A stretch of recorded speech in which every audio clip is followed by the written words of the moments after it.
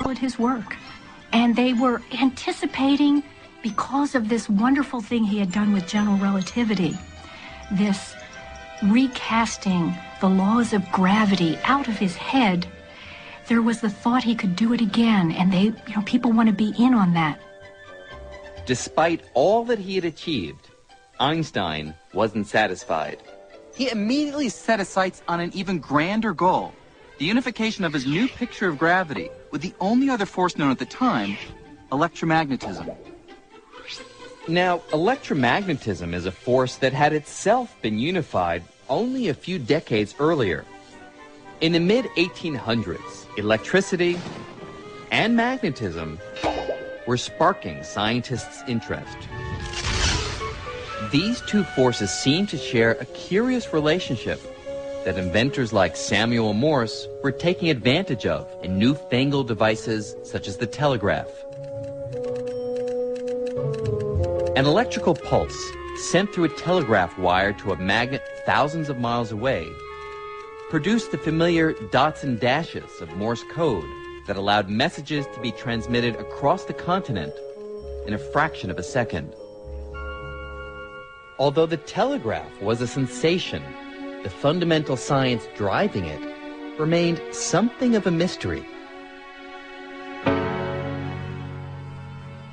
But to a Scottish scientist named James Clerk Maxwell, the relationship between electricity and magnetism was so obvious in nature that it demanded unification.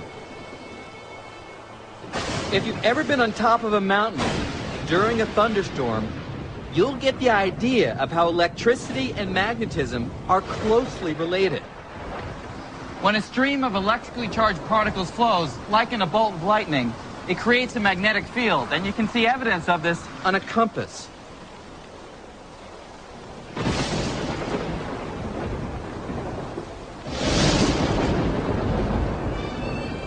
Obsessed with this relationship, the Scot was determined to explain the connection between electricity and magnetism in the language of mathematics. Casting new light on the subject, Maxwell devised a set of 4 elegant mathematical equations that unified electricity and magnetism in a single force called electromagnetism. And like Isaac Newton before him, Maxwell's unification took science a step closer to cracking the code of the universe. That was really the remarkable thing, that these different phenomena were really connected in this way. And it's another example of diverse phenomena coming from a single underlying building block or a single underlying principle.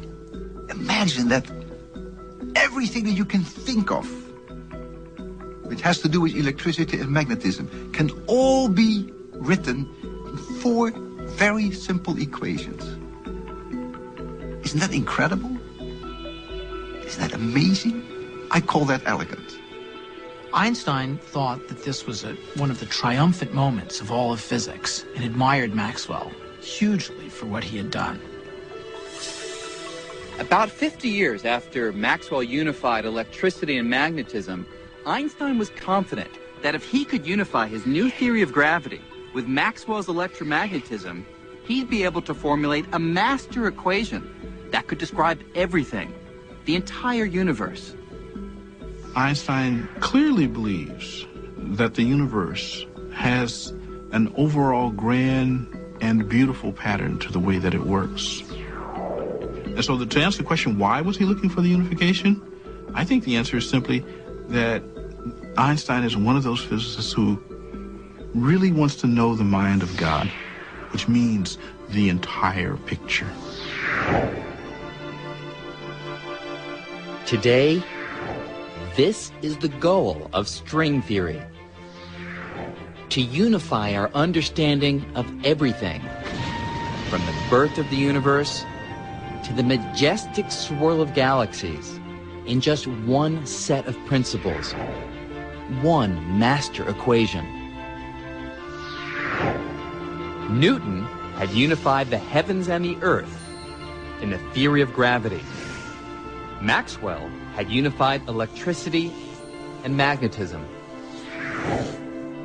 Einstein reasoned all that remained to build a theory of everything, a single theory that could encompass all the laws of the universe, was to merge his new picture of gravity with electromagnetism. He certainly had motivation. Probably one of them might have been aesthetics or this quest to simplify. Another one might have been just the physical fact that it seems like the speed of gravity is equal to the speed of light. So if they both go at the same speed, then maybe that's an indication of some underlying symmetry. But as Einstein began trying to unite gravity and electromagnetism, he would find that the difference in strength between these two forces would outweigh their similarities. Let me show you what I mean. We tend to think that gravity is a powerful force. After all, it's the force that right now is anchoring me to this ledge.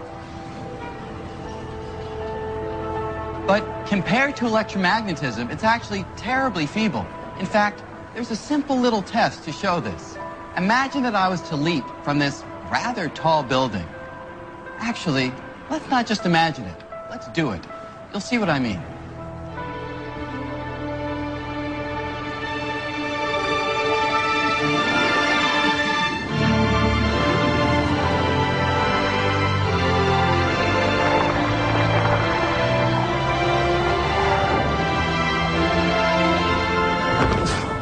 Now, of course, I really should have been flattened, but the important question is, what kept me from crashing through the sidewalk and hurtling right down to the center of the earth?